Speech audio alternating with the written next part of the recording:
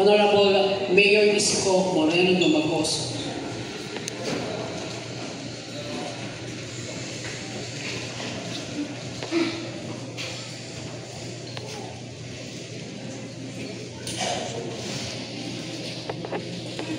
Okay. Vice Mayor. And Vice Mayor Chi Atienza. Good evening, ladies and gentlemen and friends from the media. Here we are in the city government. I would like to present to you the suspect in an incident happened on May 18, 2025. Yung biktima si Mr. Raymond Cabrera na isang PNBS, and we've watched Sian Ambrosio's report sa ang biktima ay isang TNBS driver. Now, through, I don't know what happened to them, we can ask them later on, but they opted to, mas minabuti nila na sumuko na sa alagad ng batas. And I think the case is now before the Office of the National Bureau of Investigation through the leadership of Director General Jimmy Santiago. Ang mga pangalan ng suspect na nandito ay si John Kevin de Ocampo, 33 years old, Justin De La Poo, 30 years old, and 24 years old Jean Armin De Ocampo. Sila lahat ay taga-Talo. At through the effort of Councilor Awisia, Councilor from 2nd District, ito yung humingi sila ng tulong kung paano sila susuko sa alagad ng batas. Now, through some assistance from the Northern Police District and the Manila Police District, nandito sila kanina, at gusto ko rin ipaalam sa inyo na ang pamilya ng mga suspect ay nandito rin. Kinausap ko sila kanina. Now, I'm happy that the case is na-resolve ba. Nakikiramay kami, ako, personally, sa unang aming grupo sa pamilya ng biktima. But in our own little way, kami maging tulay man lamang na makapagbigay ng justisya sa pamilya ng biktima. And we will let the National Bureau of Investigation conduct susunod na gawain. At usap ko na rin nga si Director General NBI sa Santiago. Magpapadala na siya ng operatives dito sa City Hall ngayon para ma-surrender na sa NBI. So, for now, at the very least, that we can say at least I hope the family will makuha nila ang justisya, and at least naman ay panatag din para sa pamilya ng mga suspect na walang untoward incident na posibleng mangyari in the course of apprehension. And this will be, I think, the best lesson for each and everyone, those who are watching. Kayo'y nagkamali, kayong sumuko, huwag namin kayong tatanggapin. Kung kami kailangan maging tulay para makapagatid ng justisya, gagawin namin. For now, we leave it to the National Bureau of Investigation to process that. So again, pasensya na kayo, mag-alas 9 na ng gabi, na-istorbo namin kayo. Now, we are ready to answer questions, and if you are willing to ask them, I think they're willing naman to answer. Kasi nag-uusap mo. Yes, Tingin.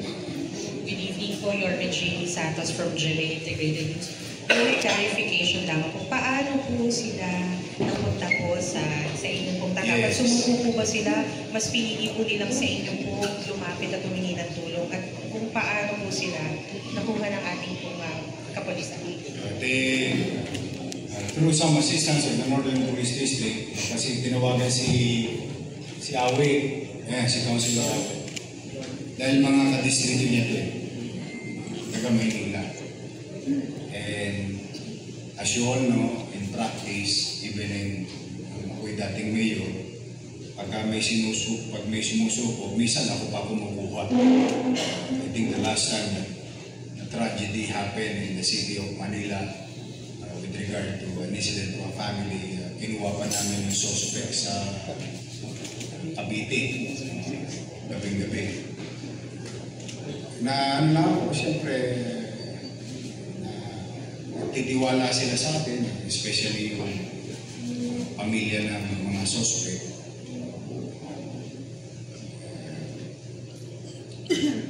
I think the most important question, and you can ask them, is hanggang ngayon kasi hindi pa nakikita yung bangkay. Ayoko nang pamunahan kung ano yung sinabi nila sa akin. But for now, sumuko sila at nag-coordinate kay Councilor Awi Sia ng District 2. Dinala sa amin sa buo ng kanilang mga mahal sa buhay. At ita-turn over namin sila sa NBI na may hawak na noong kaso. So, any more questions? Good evening po, Faith of Team 5. Nakausap niyo po yung mga suspect po yun. Ano po ba yung dati nilang trabaho at ito po ba yung unang beses na kanilang ginawa? Bigyan ko silang... Sige po.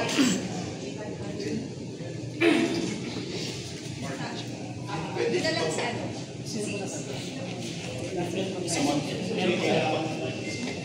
Hindi, huwag yan. Yung wire. Wire daw po.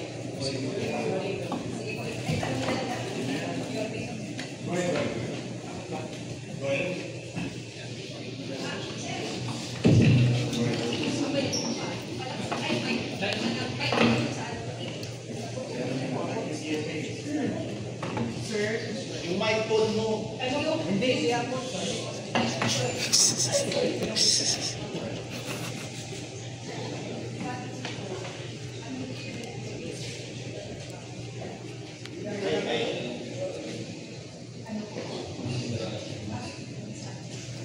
PJ.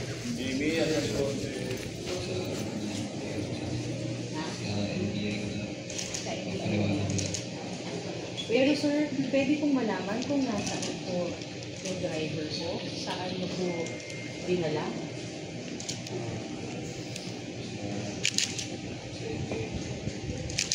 Isang tanong lang, buhay ba yung driver? Buhay pa ba yung driver? Buhay pa ba yung driver? Isang tanong lang, oo o hindi, buhay pa yung driver? Baka may gusto ko na lang sabihin kung bakit humantong sa ganun. Yung Baka may gusto ko pagbubulag. sabihin sa pamilya. Oo, sa pamilya. Bakit Message humantong sa sa family. ganun?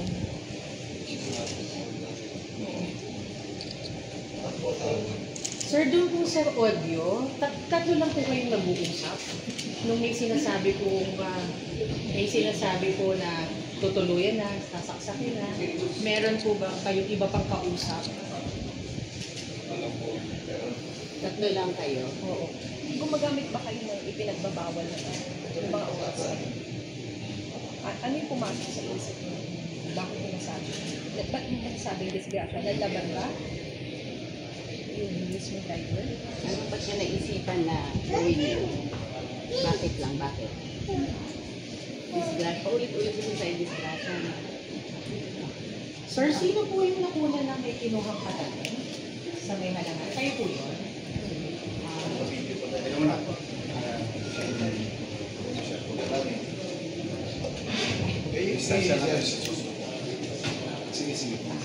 Sir, kayo po yung nakunan sa CCTV na kumuha ng patalim?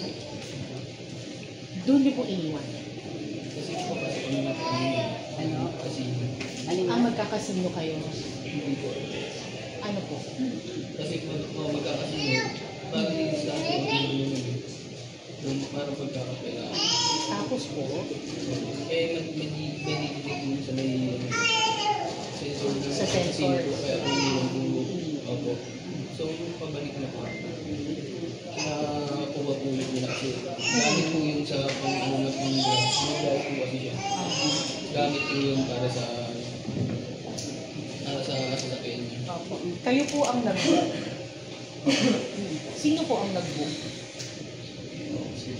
Sino po yung nag-book? May iba pa po kayo kasamang Wala nag-book? na po. Kayong tatlo lang po. Tapos po, bakit po nahantong na hold up eh? Dahil doon po kayo kukuha ng perang pangkasino? Hindi po. Bakit? Bakit? Nakakita lang po muna kasi hindi Pwede isang maikling kwento lang. Ano ba nangyari nung gabi yun? Isang maikling kwento lang. Sige. Pero ano ba yun? Kutsilyo nga ba yun? Gusto ko lang po sabihin ang tawag dito sa pamilya ng ano namin. Ako po talaga sinasadya yun. Pasensya po. Nakainom po ba kayo ng Hindi gabi? po ano, wala po ano. Kuya, kayo yung naririnig sa audio? Humihingi Na ako. magsasasa? Kayo po ba Hindi yun? po ako. Humihingi ako ng tawag. Hindi po. Ginagawa gusto ko na lumaban yung tao. Sorry po. Paano lumaban, Basta sir? po, hindi ko na lang. Sorry po. So bakit po kayo sumuko ulit? Para po sa pamilya namin, magligtas po sila. Magligtas din po kami. Wala po silang isip na paano yung mga paano namin, pamilya namin. Sir, ganito po talaga lakad niyo. Hindi po. Anong trabaho niyo dati, sir? Ano po ako, sir, hindi po ako sa isang construction company.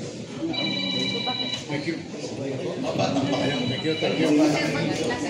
Thank you, thank you.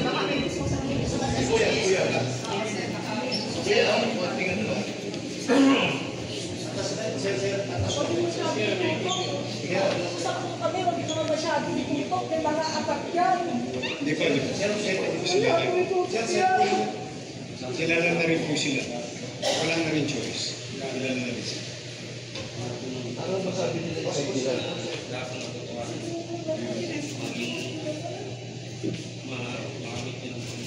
Thank you. As you, okay. As you can see, they are very regretful of what they did, and they are going to answer it before our justice system. Tanong ka pa? Andiyan na yan, harapin na natin yung kanilang obligasyon sa mata ng batas at sa pamilya. That's it. Now, any more question? Sa tatlo, boys, ngayon lang kayo nagkaroon ng asunto?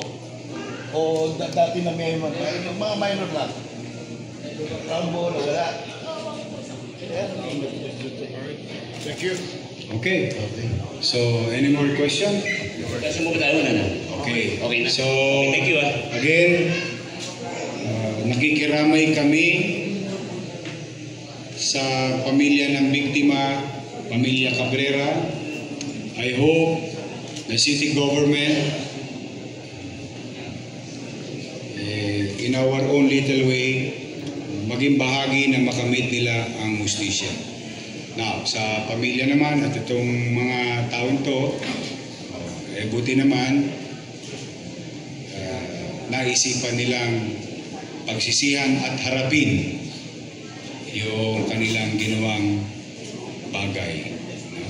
So I think we stop from there and let the natural course of law or gagawin pa. Maya-maya, inaantabayanan ko lang yung NBI operatives na padadala ni Director Jimmy Santiago dahil sila ang may tangan ng kasong ito. So maraming salamat sa inyo. Mag-iingat kayo. And again, ito'y maging takdang aral sa mga individual. Isipin ninyo yung mga mabibiktima ninyo, may pamilya din. Isipin nyo din ang mga sarili nyo, may pamilya rin kayo. Malungkot na sitwasyon ito. Napakalungkot. Both families is suffering. The family of the victim and the family of the suspect. Kasi nakakalimutan yung tanong, marami ring anak itong mga ito. But then again, wala na tayong magagawa. So maraming salamat at pagpalain nawa kayo ng Poong May Kapal. Thank you very much. Thank you guys. Thank you. Sure.